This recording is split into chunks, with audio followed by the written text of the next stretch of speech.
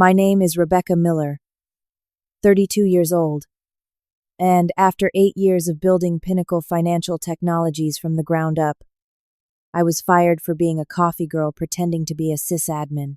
Little did my new boss Marcus know, he had just removed the only person who understood our disaster recovery systems, the same ones I built after our last $10 million outage. When he changed every password in the system, he missed one critical detail. The master recovery protocol was still tied to my personal security key. Before I dive into how I went from coffee girl to savior in 72 hours, drop a comment letting me know if you have ever been underestimated at work, and do not forget to subscribe for more workplace justice stories. My journey into the tech world began almost a decade ago. Fresh out of college with my computer science degree, I started at the bottom like most of us do, answering basic help desk tickets at Pinnacle Financial Technologies. It was not glamorous work, but I knew I had to prove myself. Each late night and weekend I spent learning, troubleshooting, and volunteering for the projects nobody else wanted.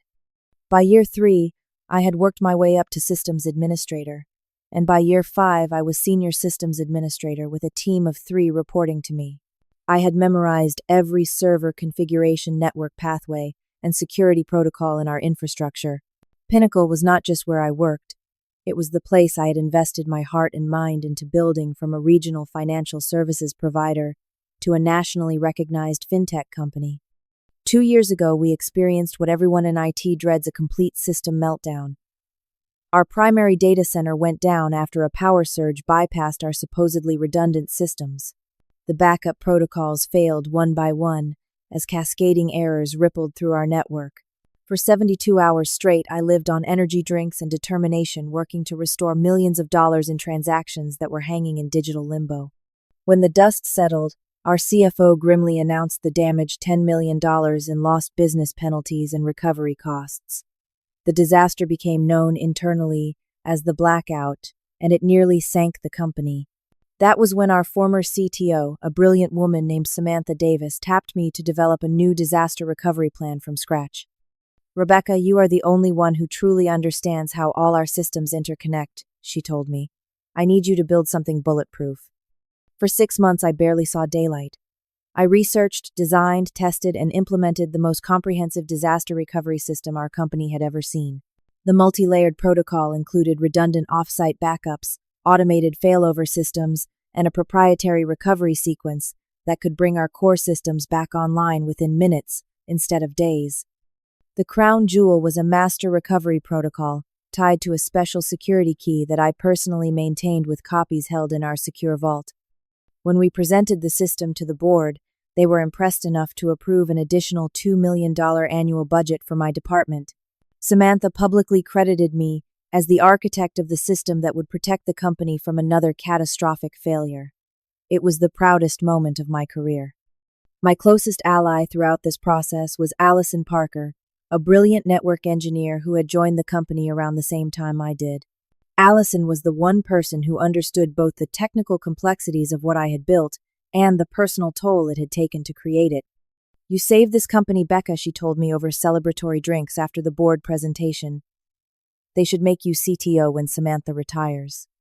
My direct supervisor, Lisa Matthews, had always been supportive of my growth. She had mentored me through multiple promotions and shielded our technical team from corporate politics. My other mentor, Taylor Wright, had recently retired but still checked in occasionally to see how I was doing. He had been the one to teach me that technical excellence alone was not enough, that documenting systems so others could understand them was equally important. Then everything changed. Pinnacle was acquired by FinCor Global, a multinational financial services corporation. The acquisition came with the usual promises: no layoffs, respect for the existing culture, investment in growth. Those promises lasted about 3 months. One by one, the executives who had built Pinnacle were replaced with FinCor veterans. Samantha was the first to go, followed quickly by Lisa. Their replacements were brought in from FinCor's headquarters, people who had no history with our systems or our team. Marcus Reynolds arrived as our new IT director, with a resume touting his experience at several Fortune 500 companies and an MBA from an elite university. He was 45 tall, conventionally handsome and radiated the particular confidence of someone who has never been questioned in a meeting. From our first interaction, something felt off. When Lisa introduced us, his eyes flickered over me with barely concealed dismissal. "So, you are the systems person," he said, not quite phrasing it as a question. "Interesting. I usually work with a more enterprise-level team structure." The subtle microaggressions began immediately. In my first presentation to him about our infrastructure, he interrupted repeatedly to ask basic questions that were covered in the documentation I had sent ahead of time. "Are you familiar with Active Directory forest structures?" I asked at one point, trying to gauge his technical knowledge. He smiled tightly. "I have managed IT departments twice the size of this entire company. Why do you not focus on explaining your specific role instead of questioning my expertise?" After that meeting, I noticed he scheduled one-on-ones with all the male team leads, but not with me. When I finally secured time on his calendar, he spent the 30 minutes answering emails and taking phone calls. The worst part was watching him gradually charm everyone around him. To upper management, he presented himself as a visionary, bringing outdated systems into the modern age. To my male colleagues, he was a mentor, offering opportunities for advancement. Only the women in technical roles seemed to notice the pattern forming, but we were increasingly isolated from decision-making processes. James Cooper from HR was one of the few original Pinnacle employees still in leadership. I had always found him fair and approachable, so, after a particularly frustrating meeting where Marcus had taken credit for my team's security upgrade, I decided to speak with him confidentially. "I understand your concerns, Rebecca," he said carefully, after I outlined what had been happening. "But I have to be honest, Marcus has already spoken to me about some performance concerns regarding your department." "Performance concerns. We have had 99.98% uptime since I implemented the new systems. What specific metrics is he unhappy with?" James looked uncomfortable. "He feels your documentation is not up to enterprise standards and that the disaster recovery system is unnecessarily complex. He is also concerned that too many critical systems are dependent on your personal knowledge." The irony was almost too much to bear. The same thoroughness that had earned me commendations from Samantha was now being used against me. I left James's office with a sinking feeling in my stomach. Something told me this was just the beginning. The next few months became an exercise in professional endurance. Marcus began questioning every technical decision I made, often in front of my team or other department heads. In one architecture meeting, I proposed expanding our cloud backup solution to improve recovery times. "That seems unnecessarily complicated," Marcus interrupted. "Let us stick with the standard approach." 20 minutes later, when Aaron, one of my male colleagues, suggested nearly the identical solution, Marcus nodded approvingly. "That is exactly the kind of forward thinking we need." Aaron put together a proposal for that approach. I caught Aaron's eye, and to his credit, he looked embarrassed.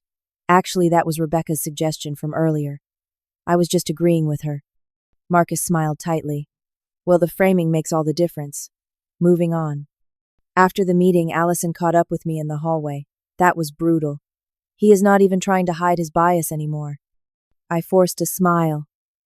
Just another day trying to be heard. The systematic dismantling of my responsibilities began soon after.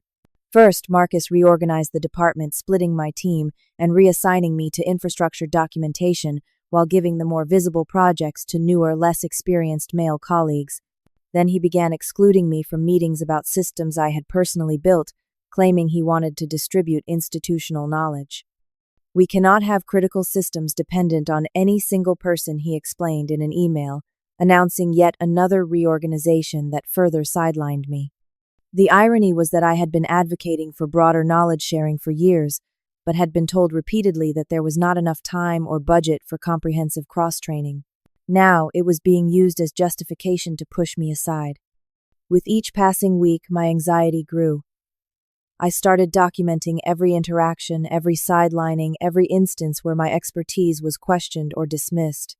I kept meticulous notes about decisions that overrode my recommendations, especially those that I believed posed risks to our systems.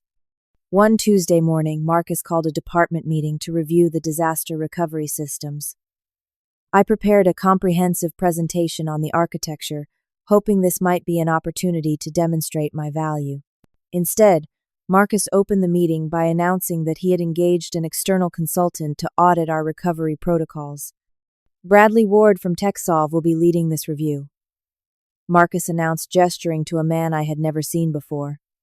He brings a fresh perspective unclouded by attachment to existing systems. For the next hour, I watched as Bradley questioned the fundamental architecture of systems he clearly did not understand. Each time I tried to explain the rationale behind a design decision, Marcus would interject. "Let us not get bogged down in historical choices," he would say. "We are looking toward future best practices." After the meeting, I caught up with Marcus in the hallway. With all due respect, that consultant missed several critical aspects of how our recovery systems are integrated with our transaction processing. If he recommends changes without understanding those connections, we could create serious vulnerabilities. Marcus gave me a cold smile. "Rebecca, I know change can be difficult for some people, but at FinCore we embrace innovation rather than clinging to outdated approaches. Perhaps this is an opportunity for you to expand your perspective." That evening I called Taylor, my former mentor, and explained the situation. His advice was characteristically blunt. "Start looking for another job," he said. "I have seen this pattern before. New management comes in, pushes out the people who built the systems so they can bring in their own people, then takes credit for anything that works and blames the previous team for anything that does not. But these are my systems," I protested. "I built them. I know them better than anyone." "That is exactly the problem," Taylor sighed. "You are a threat to his narrative. He cannot be the hero who saved the company's outdated technology if you are still there as living proof that the technology was already excellent." I did not want to believe it could be that calculating, but a part of me knew Taylor was right. Still, I had invested too much of myself in Pinnacle to give up without a fight. The next day, I requested a meeting with Catherine Williams, the new COO who had replaced our previous operations executive. Catherine listened politely as I outlined my concerns about the direction of our IT systems, particularly the proposed changes to the disaster recovery protocols. When I finished, she smiled in a way that did not quite reach her eyes. "I appreciate your passion, Rebecca. Marcus has mentioned you are very attached to the systems you worked on. However, FinCore has standardized best practices across all our subsidiaries, and Pinnacle needs to align with those approaches. I am sure someone with your technical skills can adapt to the new methodologies." The message was clear: get on board or get out. As the weeks passed, the tension in the department became unbearable. My responsibilities were reduced to maintaining documentation for systems I was no longer allowed to modify. Junior staff who once came to me for guidance were now directed to consult with Marcus or his newly hired deputies. The worst part was watching as they began to dismantle critical components of the recovery system I had built. Allison, who still had access to some of these projects, would send me concerned messages. "They are replacing the automated failover with their standard manual process," she texted one evening. "Recovery time will go from minutes to hours." "Did you tell them that?" I asked. "Of course. Marcus said the FinCore system is proven at scale, and that your solution was clever but untested in a true enterprise environment.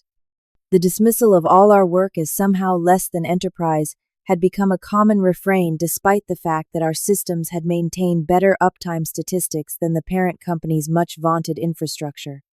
As my isolation grew, so did my sense that something was fundamentally wrong with the technical decisions being made.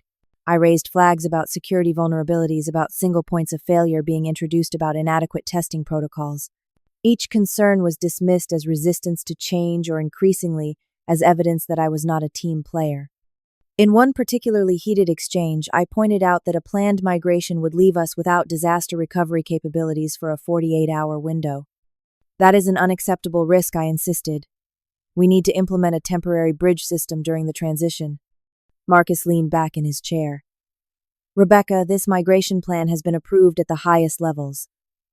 Your continued opposition makes me question whether you are the right fit for where this department is headed." The threat was unmistakable. Later that day, I found myself locked out of several administrative systems I had previously managed.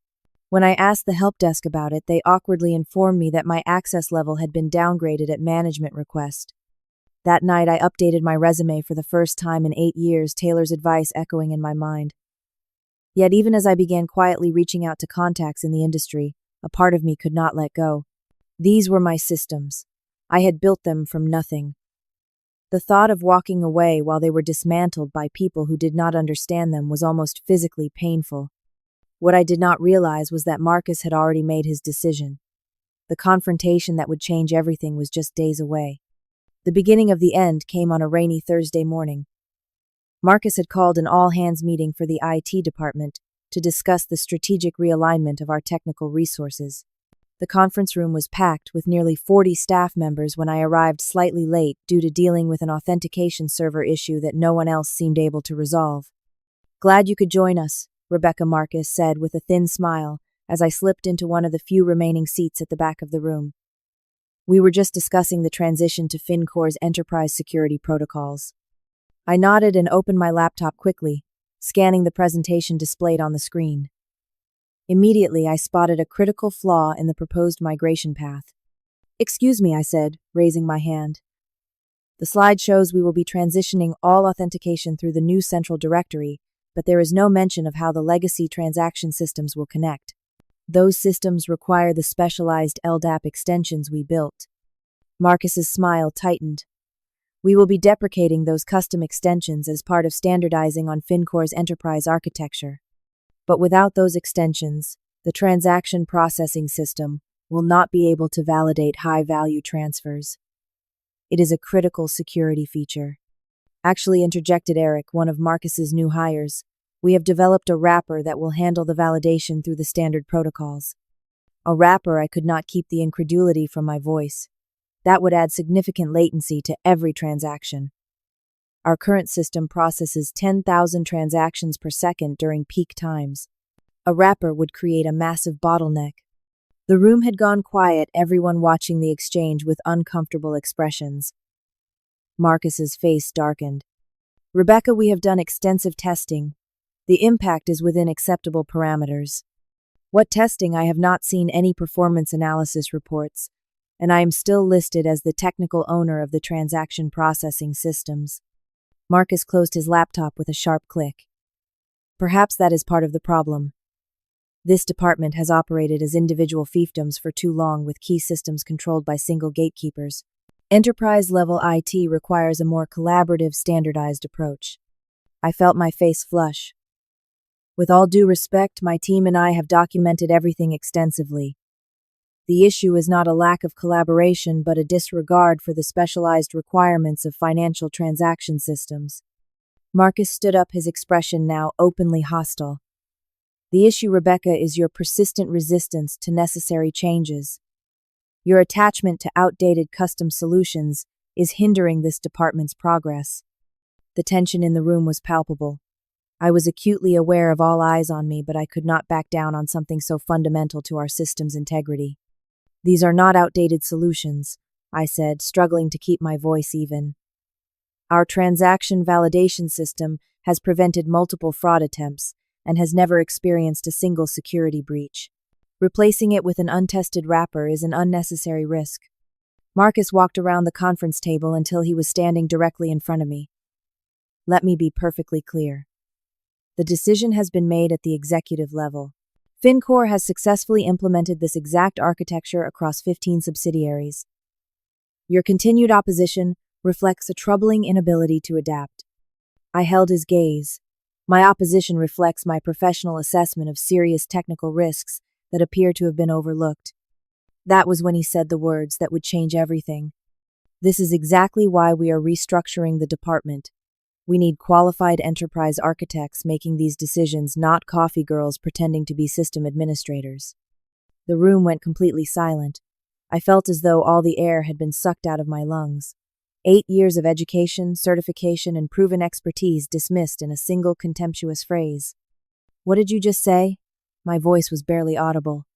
Marcus seemed to realize he had crossed a line, but instead of backing down, he doubled down. "I said we need qualified professionals. Your resistance suggests you are out of your depth with enterprise-level systems." I closed my laptop slowly, my hands shaking slightly. "I have 3 technical certifications that you do not have, Marcus. I architected a system that saved this company after a catastrophic failure. I have dedicated 8 years to building and protecting Pinnacle's infrastructure. If questioning poor technical decisions makes me difficult, then yes, I am difficult. He stared at me for a moment, then smiled coldly. Thank you for making this easier. As part of our departmental restructuring, your position is being eliminated effective immediately. James from HR will meet with you to discuss the transition. Just like that, in front of the entire department, I was fired. The room erupted in whispers as Marcus continued smoothly. Let us take a 10-minute break and then continue with our strategic planning. In a daze, I gathered my belongings. Allison tried to catch my eye, but I could not bear to look at anyone. I walked out of the conference room to find James, waiting uncomfortably in the hallway. Rebecca, I am so sorry about how that happened, he said, gesturing toward a small meeting room. That was not how we planned to handle the reorganization discussion. The exit interview was a blur. James explained the terms of my separation, 2 months severance, continuation of health benefits, and a non-disparagement agreement I would need to sign to receive the package. Throughout his explanation, I sat in stunned silence, still processing what had just happened. What about knowledge transfer? I finally asked. There are systems that no one else fully understands. James looked uncomfortable. Marcus feels that the documentation should be sufficient and any gaps can be addressed by the new enterprise architecture team. That is not realistic. The disaster recovery system alone has components that are not fully documented because they were still being optimized. I will note your concerns, James said, sliding a folder across the table. Here are the exit forms and information about returning company property. Security will escort you to your desk to collect your personal items and then to the exit. The walk through the office with a security guard at my side was the most humiliating experience of my professional life. Colleagues watched wide-eyed as I emptied my desk into a cardboard box. 8 years reduced to a few personal items, a coffee mug, some photos, a small plant Allison had given me for my birthday. As we reached the security desk in the lobby, I surrendered my badge, laptop, and phone. The security guard, a kind older man named Frank, who had always greeted me by name each morning, looked genuinely sad. This does not seem right, Miss Miller, he said quietly as he processed my exit. You have always been one of the good ones. Outside the building, standing on the sidewalk with my small box of possessions, the reality finally hit me. I was unemployed. My identity for the past 8 years had been wrapped up in my role at Pinnacle, in the systems I had built and the problems I had solved. Now I was just another laid-off tech worker in a city full of them. My phone, my personal one, buzzed with messages from colleagues. Allison had already texted. That was BS. Everyone knows it. Marcus is making a huge mistake. Another message from Devin in network security. Just heard what happened. Completely unfair. Let me know if you need a reference. The support was touching, but it did little to fill the hollow feeling in my chest. As I waited for a rideshare to take me home, I received one more text, this one from Eric, one of Marcus's new hires. FYI, Marcus is already changing all admin passwords and access protocols, says it's standard security procedure after separating from an administrator. I almost laughed. Of course he was changing the passwords. But what Marcus did not understand, what he could not know, because he had never bothered to truly learn our systems, was that the disaster recovery protocols I had designed contained one critical component that was still tied to my personal security key, a physical device that was synchronized with a master key in the company vault. It was a security measure implemented after the last disaster, designed so that recovery could still proceed even if all internal systems were compromised. The key was meant to be transferred as part of a proper transition, with the new key holder formally documented and registered. As my ride arrived, I realized that in his haste to push me out and his contempt for the systems I had built, Marcus had just created a potentially catastrophic vulnerability. The realization brought no joy, only a deep concern for the company I had helped build and for the colleagues I was leaving behind. What I did not know then was that this vulnerability would bring Marcus and me face to face again much sooner than either of us expected. The first week after being fired passed in a blur of emotions. I cycled through anger, humiliation, self-doubt, and a creeping sense of worthlessness that made it difficult to even get out of bed some mornings. Years of pouring myself into a company that could discard me so easily left me questioning everything about my career path. You were always too good for them, my sister, Amelia, insisted during one of her daily check-in calls. This is an opportunity to find somewhere that actually values you. Easy for her to say. She was a successful pediatrician with her own practice. She had never been publicly humiliated and escorted out of her workplace by security. By the second week, practical concerns began to outweigh emotional ones. Though the severance would cover my expenses for a couple of months, I needed to start job hunting. I updated my LinkedIn profile, reached out to contacts in the industry, and began browsing job boards. The responses were encouraging. Several companies expressed immediate interest, particularly those familiar with the financial technology sector, where my experience was most relevant. Yet each time I sat down to work on an application or prepare for an interview, that phrase would echo in my head, coffee girl pretending to be a system administrator. Had others seen me that way all along? Had my colleagues secretly thought I was out of my depth? The imposter syndrome that many women in tech battle daily had never hit me harder. One rainy afternoon, as I was listlessly scrolling through job listings, my phone rang with a number I did not recognize. "Is this Rebecca Miller?" a woman's voice asked when I answered. "Yes, speaking." "Rebecca, this is Diana Lancaster, CTO, at Meridian Financial Solutions. Your former colleague, Taylor Wright, suggested I reach out to you. I understand you might be available for new opportunities." Diana was something of a legend in financial technology circles, known for building innovative rock-solid systems. A conversation with her led to an interview which went surprisingly well. For the first time since being fired, I felt my confidence returning as I discussed technical challenges with people who actually understood and respected my expertise. "Your work on Pinnacle's disaster recovery systems is exactly the kind of forward-thinking we value here," Diana said at the end of our meeting. "We would be very interested in having you join our team." The offer they extended was generous, with a title and compensation package that represented a significant step up from my role at Pinnacle. It should have been an easy decision, but something held me back. The thought of immediately committing to another company, of once again pouring myself into systems that could be taken away in an instant, filled me with anxiety. "I need some time to consider," I told Diana. "The opportunity is incredible, but I am still processing my departure from Pinnacle." She was understanding. "Take the time you need. The offer will remain open for 2 weeks. That same evening, Allison called with news from Pinnacle. "It is a mess here," she said without preamble. "Marcus is systematically dismantling your security protocols and replacing them with FinCore standard systems that do not integrate properly with our transaction processing." I felt a twinge of vindication mixed with genuine concern. "How bad is it?" "Bad enough that several of us are updating our resumes. Devin says the new authentication system has already been breached twice in testing, but Marcus is pushing forward with the deployment schedule anyway. He keeps saying the old systems were overcomplicated and unnecessarily redundant. Those redundancies saved the company $10 million 2 years ago," I said, the old frustration bubbling up. "We know. Everyone who was here remembers.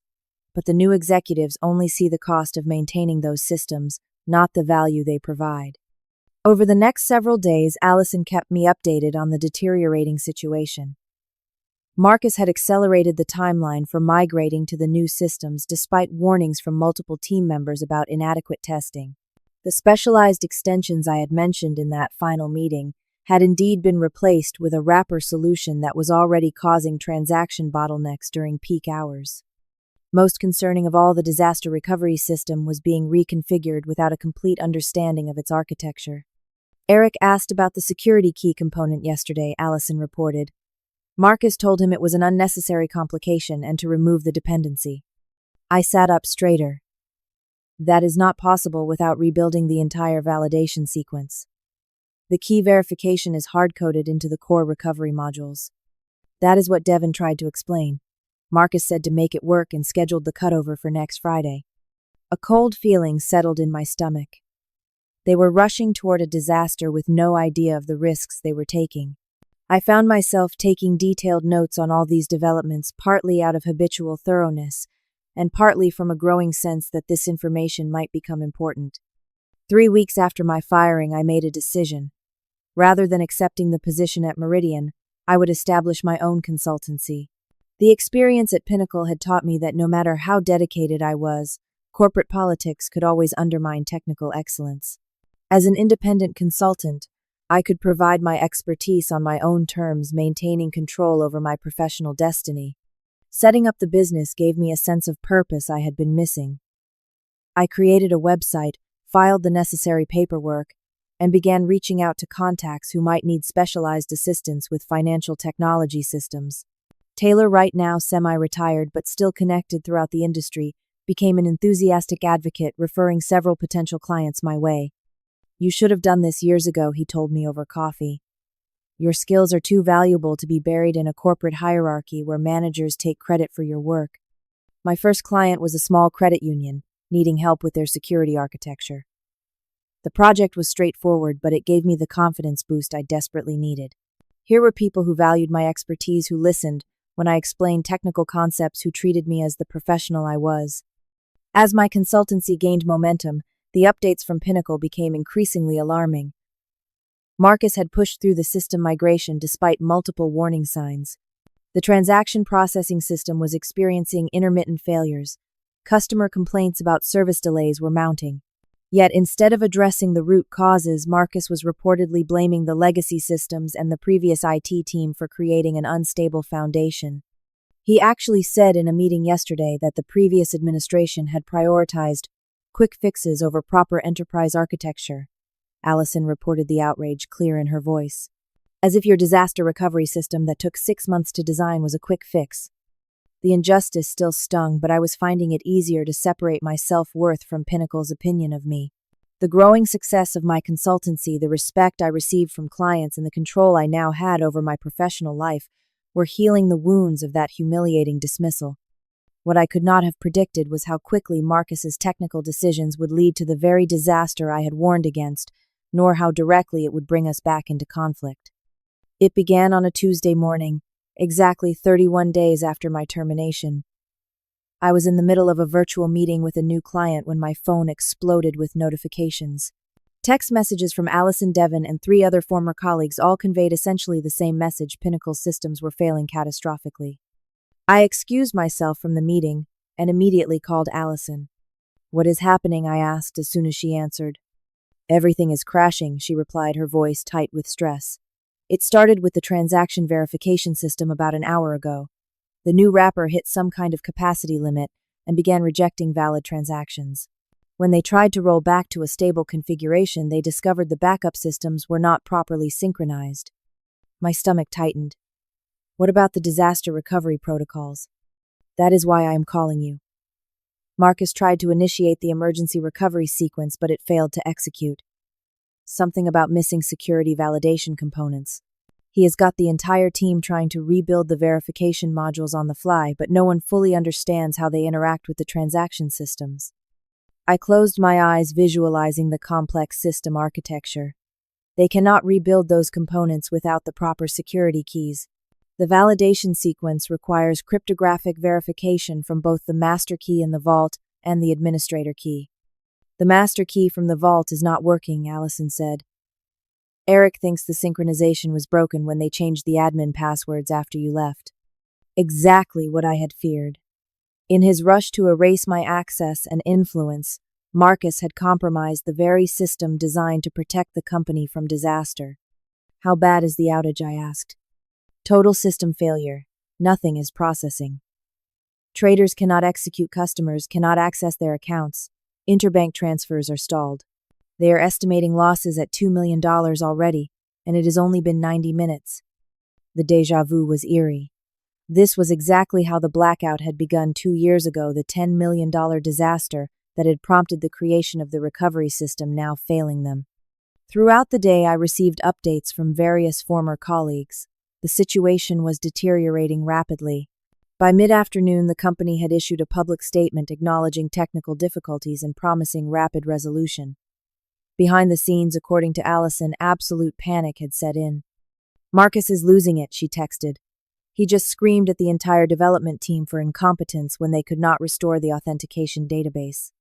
By evening, the estimated financial impact had grown to $5 million with no resolution in sight. The technical team had been working nonstop for 10 hours, trying every possible approach to restore the systems. Nothing was working because they were missing a fundamental understanding of how the recovery architecture was designed. I knew exactly what was happening and exactly how to fix it. The disaster recovery system required both physical security keys to validate the recovery sequence, a deliberate design choice to prevent unauthorized recovery attempts that might compromise financial data. With the master key out of sync and the administrator key, my key, missing entirely, the system was doing exactly what it was supposed to do, refusing to execute unverified recovery commands. At 9 p.m., my phone rang again. It was a number I did not recognize. Hello. Rebecca Miller. It was Marcus Reynolds.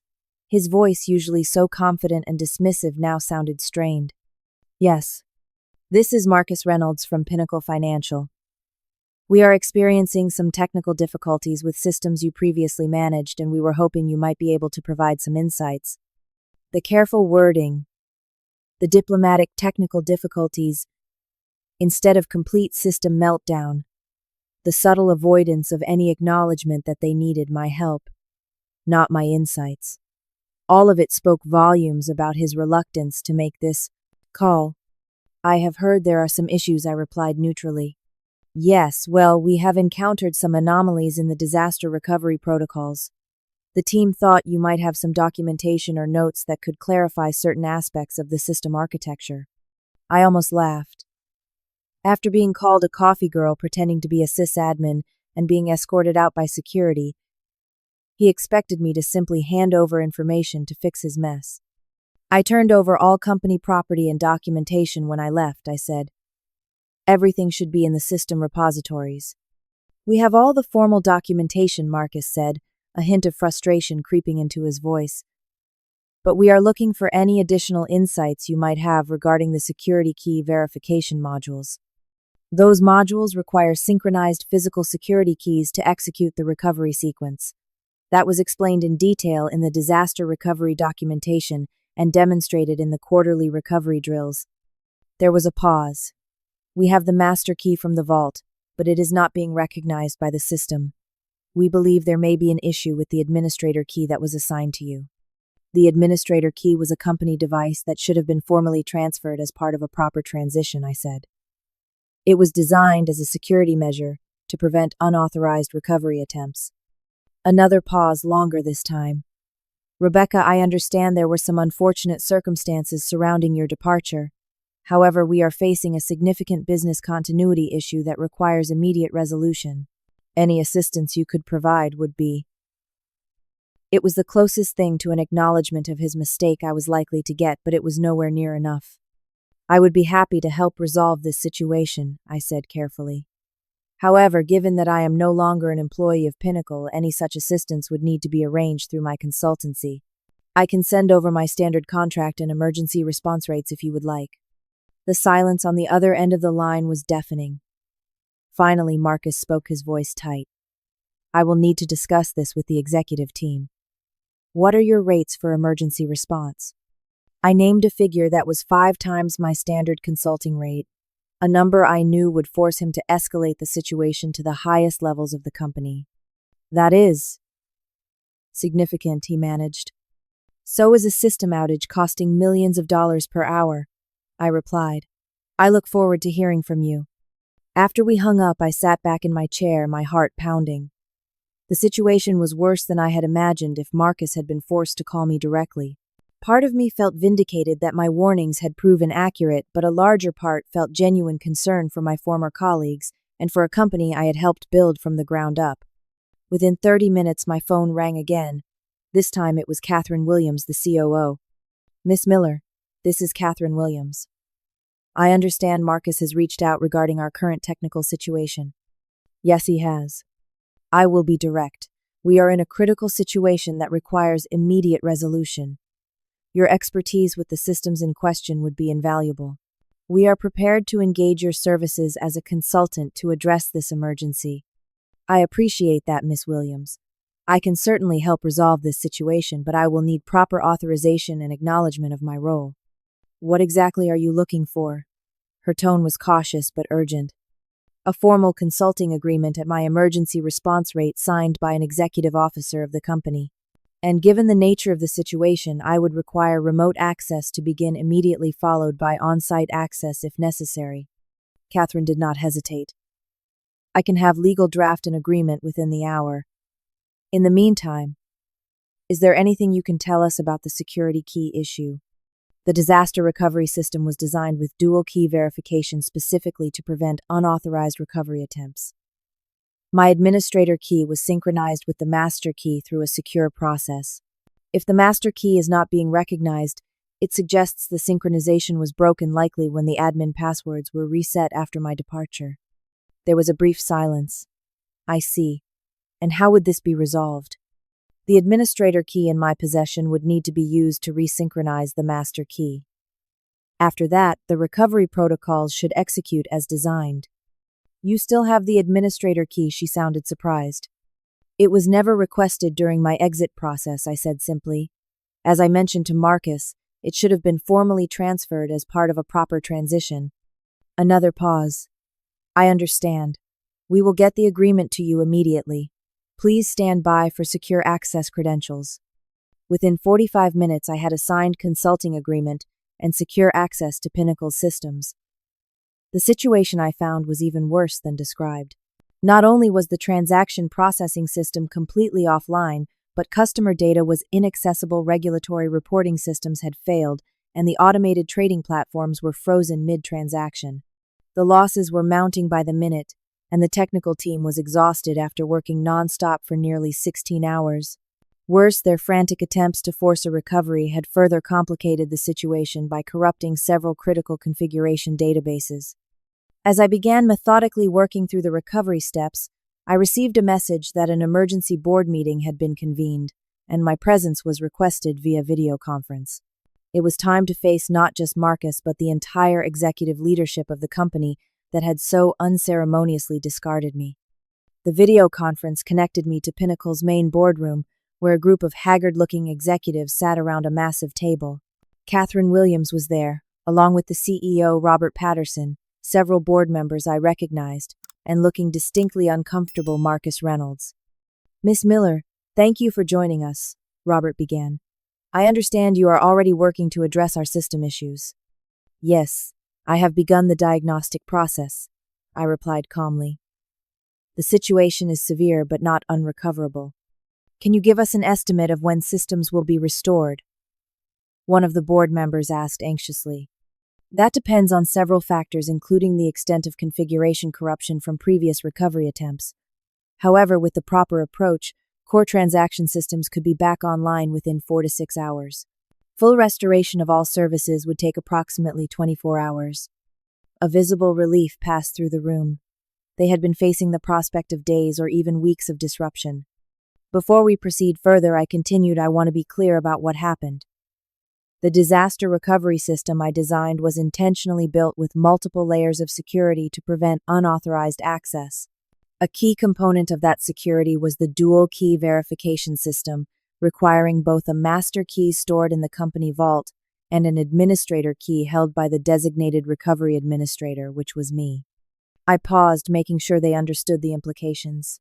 When I was terminated without a proper transition, and when all passwords were subsequently changed, without regard for the security key synchronization, the recovery system was effectively broken by design. It was doing exactly what it was supposed to do, preventing recovery without proper authorization. Several sets of eyes turned toward Marcus, who shifted uncomfortably in his seat. Miss Miller, Robert said carefully, I understand there were some unfortunate circumstances surrounding your departure. However, our immediate priority is resolving this crisis. What do you need from us to make that happen? I had given this considerable thought since Marcus's initial call. 3 things. First, I need full access to all systems without interference or oversight. The recovery process is complex and cannot be micromanaged. Robert nodded. Granted. What else? Second, I require a formal acknowledgement in writing that the current situation resulted from dismissing my warnings about system changes and failing to follow proper transition protocols for critical security components. This caused some uncomfortable glances among the executives. Catherine Williams spoke up. That seems reasonable given the circumstances.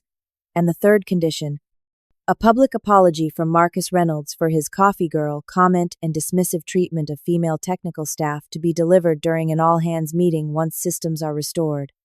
The room went silent. Marcus's face flushed deep red.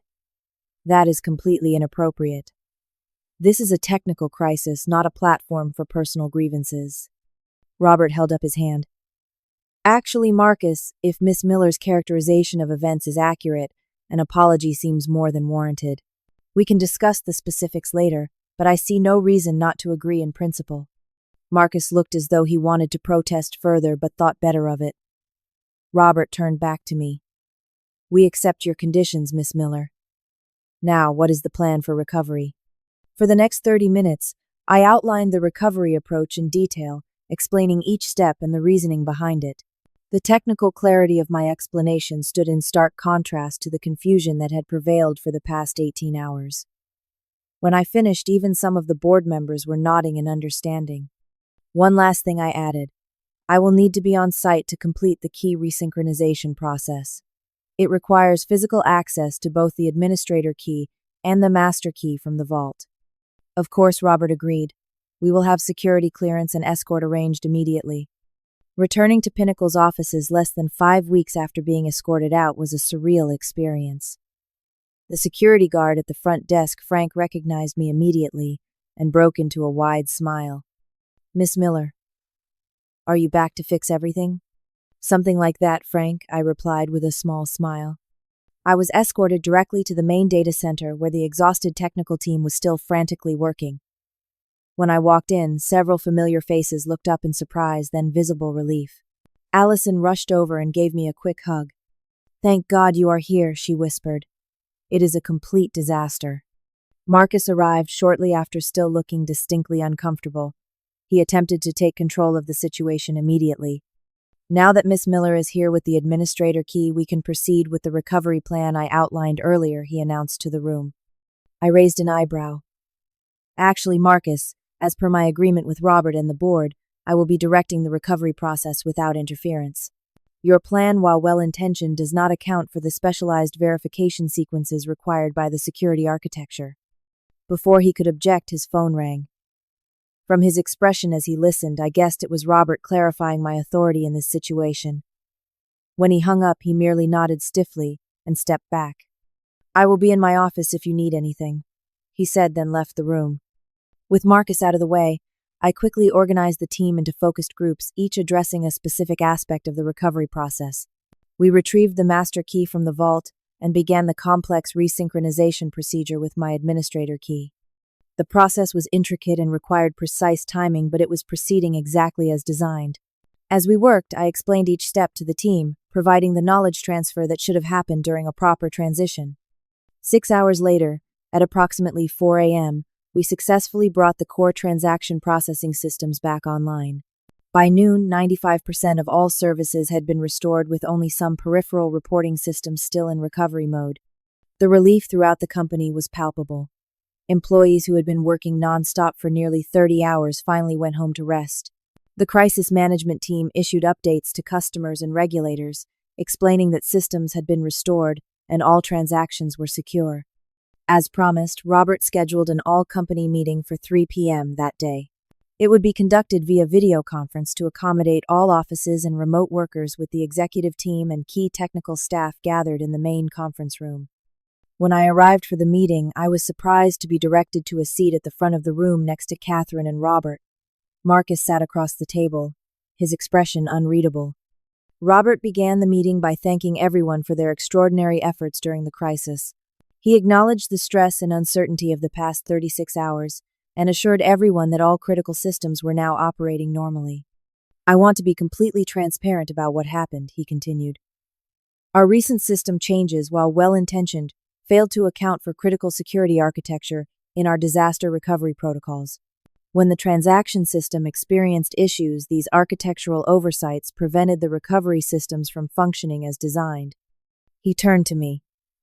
Fortunately, we were able to engage Rebecca Miller, who originally designed these systems, as an emergency consultant.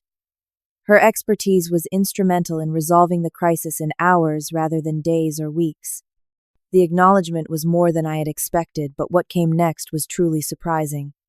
This situation has highlighted some serious issues in how we've managed our technical resources and the transition of key personnel, Robert continued.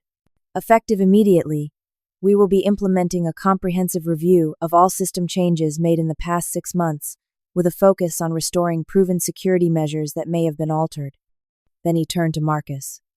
I believe you have something to address, Marcus. Marcus stood, looking distinctly uncomfortable. The meeting was being live-streamed to the entire company, hundreds of employees watching from offices and homes across the country. I want to apologize for some comments I made during a department meeting several weeks ago, he began stiffly. Specifically, I made a dismissive remark referring to Rebecca as a coffee girl pretending to be a system administrator. This comment was completely inappropriate and unprofessional. He paused, seeming to struggle with the next part. The truth is that Rebecca designed and implemented the disaster recovery systems that saved this company from a much more prolonged and costly outage. Her expertise is evident in the elegant architecture of these systems, and her leadership during this crisis demonstrated the highest level of professionalism. The apology clearly pained him, but he continued. I also want to acknowledge that I dismissed legitimate concerns raised by Rebecca and others regarding recent system changes. Had I listened to those concerns, this situation might have been avoided entirely. For that failure of leadership, I apologize to the entire team and to the company. As Marcus sat down, Robert took over again. This experience has been costly both financially and in terms of our reputation. Initial estimates put the direct losses at around $7 million, with additional costs still being calculated. However, without Rebecca's intervention, those losses could have easily exceeded $20 million. He turned to me again. Rebecca, on behalf of the board and the entire company, I want to thank you for coming to our aid despite the circumstances of your departure. Your professionalism and dedication to the systems you built likely saved this company from a truly catastrophic outcome. The meeting continued with updates from various departments, but I was barely listening. After weeks of questioning my value and expertise, after the humiliation of being dismissed as a coffee girl, the public vindication was overwhelming. As the meeting concluded, Robert asked if I would join the executive team for a private discussion. In a conference room, away from the curious eyes of other employees, he made an unexpected offer. Rebecca, we would like to discuss the possibility of you returning to Pinnacle in a new role directly reporting to me as Chief Technology Officer. The offer was stunning, especially given the events of the past month. Catherine nodded encouragingly. Your handling of this crisis demonstrated exactly the kind of leadership we need. The board is in full agreement. I looked around the table, noting that Marcus was conspicuously absent. What about the current technical leadership? Robert's expression turned grim. There will be some reorganization. Marcus has tendered his resignation effective immediately. The vindication was complete. In the span of 36 hours, I had gone from fired coffee girl to being offered the top technical position in the company. It was everything I had once dreamed of. Yet, as I considered the offer, I realized something had fundamentally changed. The crisis had reminded me of my value, but it had also shown me that I did not need Pinnacle's validation to be successful. I appreciate the offer, I said carefully, but I have recently established my own consultancy, which is already gaining momentum. I would be happy to consider a long-term consulting relationship to help rebuild and strengthen Pinnacle's systems, but I am not looking to return as an employee at this time. Robert looked surprised, then thoughtful. I understand. Would you be open to serving as a technical advisor to the board while we recruit a new CTO? Your insights would be invaluable during this transition period. That arrangement made sense, allowing me to help stabilize the company without giving up my newfound independence. I think we could work something out. I agreed. As I left the building that evening, exhausted but profoundly satisfied, I realized that the disaster had given me something unexpected, not just vindication but liberation. The systems I had built had proven their worth, and so had I. But more importantly, I had found the confidence to chart my own path forward on my own terms. In the weeks following the system collapse, my life transformed in ways I could never have anticipated. The consulting agreement with Pinnacle evolved into a substantial contract with me serving as both technical advisor to the board and lead architect for rebuilding their disaster recovery infrastructure. The irony was not lost on me. I was now being paid 3 times my former salary to redesign the very systems I had originally created. Word of what had happened at Pinnacle spread quickly through industry circles. While the company's public statements about the outage were carefully worded, the tech community is small, and stories travel fast. My phone began ringing with calls from other financial institutions concerned about their own disaster recovery preparedness. "We heard you saved Pinnacle from a complete meltdown," one CTO told me during an initial consultation. "We want to make sure we are not vulnerable to the same issues." Within 2 months, my consultancy had grown from a one-woman operation to a specialized firm with 5 employees, all experts in financial system security and disaster recovery. We had more client requests than we could handle, allowing me to be selective about the projects we took on. During this period, Pinnacle underwent significant changes as well. Marcus Reynolds was indeed gone. His departure officially described as a mutual decision to pursue other opportunities. The technical team, freed from his dismissive management style, flourished under interim leadership. Most satisfying was watching several of my former female colleagues receiving the recognition and promotions they deserved. Allison was appointed Interim Director of Network Infrastructure, a role she had been qualified for long before Marcus arrived. Devon took over security operations, implementing many of the enhanced protocols she had previously been prevented from pursuing. The board took the lessons from the disaster, seriously implementing new policies requiring thorough knowledge transfer procedures for all critical systems. They also established a technical review committee that included a diverse range of voices to evaluate major system changes before implementation. My relationship with Robert and Catherine evolved into one of mutual respect. They valued my technical insights while I came to appreciate the business pressures they faced. When they eventually hired a new CTO, a highly qualified woman with extensive financial technology experience, I helped ease her transition into the role. 3 months after the incident, I received an unexpected email from James in HR. Attached was an internal memo announcing a company-wide initiative to address unconscious bias and promote gender equality in technical roles. The memo explicitly referenced recent events that highlighted the cost of dismissing expertise based on gender stereotypes and outlined concrete steps to create a more inclusive environment. On a personal level, the experience had profoundly changed my relationship with my own career. The vindication of seeing my systems prove their worth had healed the wounds of being dismissed as a coffee girl. More importantly, I no longer tied my self-worth to any single company or role. My expertise was valuable whether recognized by others or not. I began mentoring young women, entering the tech field, sharing not just technical knowledge but strategies for navigating the often challenging landscape of male-dominated technical environments.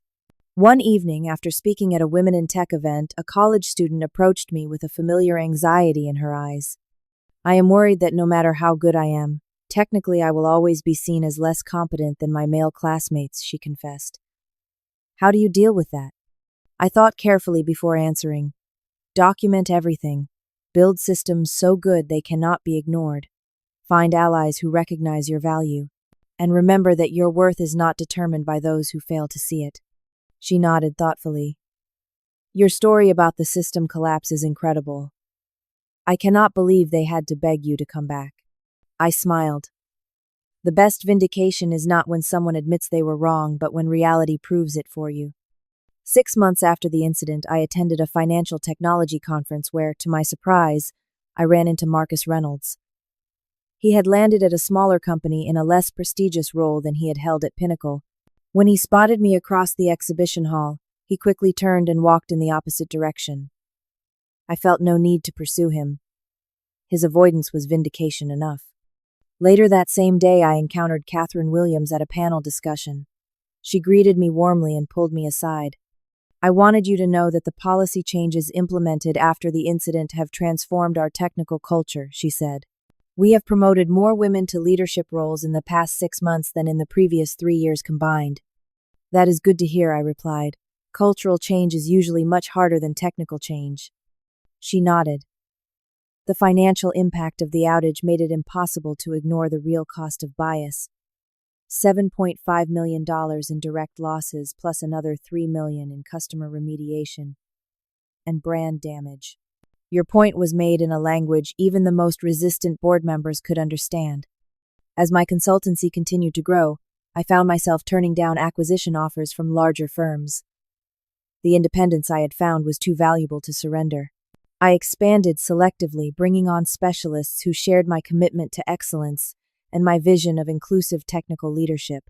A year after being fired, I was invited to give the keynote address at the Financial Systems Security Conference, the same event, where 2 years earlier I had been one of very few female attendees. Standing on stage, looking out at the audience, including many more women than before, I reflected on the journey that had brought me there. Resilient systems, like resilient people, are not those that never fail, I told the audience. They are those that can recover from failure stronger than before. The most dangerous vulnerabilities in our systems often come not from technical oversights, but from our failure to value diverse perspectives and expertise. The response was overwhelming, with dozens of attendees approaching me afterward to share their own stories of being underestimated, sidelined, or dismissed despite their technical prowess. Each conversation reinforced what had become my core belief, that true expertise eventually makes itself known whether others initially recognize it or not. As for Pinnacle, they became one of my firm's most valued clients. The systems we rebuilt together were more robust than ever, incorporating both the proven architectures I had originally designed and new innovations developed collaboratively with their revitalized technical team. The company eventually recovered from the reputational damage of the outage, in part by positioning themselves as leaders in the movement for technical diversity. Sometimes when I reflect on that rainy Thursday when Marcus called me a coffee girl and had me escorted from the building, I marvel at how completely the tables turned. In trying to diminish me, he set in motion the very events that would ultimately elevate me far beyond what would have been possible had I remained at Pinnacle. The lesson I carry forward, and the one I share with every young woman I mentor, is simple. Your value is not determined by those who fail to see it. Build your expertise so solid that reality itself becomes your advocate. And when someone underestimates you, do not waste energy trying to convince them of your worth. Instead, channel that energy into becoming so essential that one day they may find themselves begging for your help. The security key that Marcus failed to request during my exit interview sits on my desk, now transformed into a paperweight. It serves as a daily reminder that sometimes the things others dismiss about us are precisely the things that make us invaluable. Have you ever been underestimated at work only to prove your critics wrong? Or have you witnessed someone else rise above dismissive treatment to demonstrate their true value? Share your story in the comments below. And if this tale of workplace vindication resonated with you, please like, subscribe, and share it with someone who might need a reminder of their own worth. Remember, sometimes the most powerful response to being underestimated is not immediate confrontation, but patient excellence that eventually speaks for itself. Thank you for listening to my story, and may you always know your true value regardless of whether others recognize it.